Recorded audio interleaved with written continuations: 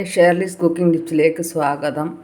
ഒരു തട്ടിക്കൂട്ട് കറിയാണ്. 2 കിലോ വല്യമീൻ വാങ്ങിച്ചത്. അതിൻ്റെ മുള്ളും മറ്റ് കഷ്ണങ്ങളോട് ചേർത്ത് ഒരു തേങ്ങ അരച്ച് ഹോട്ടൽ സ്റ്റൈലിലൊരു മാങ്ങ ഇട്ട് കറി വെക്കാൻ പോവുകയാണ്.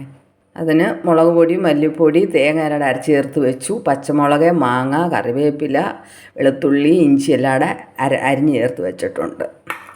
നമുക്ക് കലക്കി ചേർക്കാം.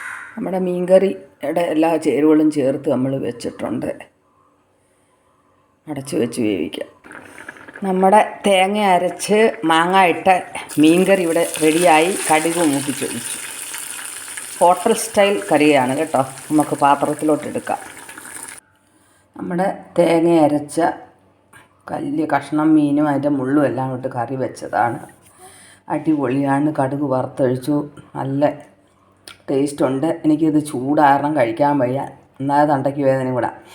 ചോറിനും കപ്പയ്ക്കും ചപ്പാത്തിക്കും എല്ലാം നല്ലതാണ്. എൻ്റെ അമ്മയ്ക്ക് വലിയ ഇഷ്ടമാണ് മാങ്ങ ഇട്ട് തേങ്ങ അരച്ച കറി. ഇതെൻ്റെ അമ്മയ്ക്ക് വേണ്ടി ഞാൻ സമർപ്പിക്കുകയാണ്, ലീലാമ്മച്ചിക്ക് വേണ്ടി. ഈ വീഡിയോ ഇഷ്ടമായാൽ ലൈക്ക് ചെയ്യുക, ഷെയർ ചെയ്യുക, ആ ബെല്ലൈക്കൺ ഒന്ന് അമർത്തണേ. Okay, by.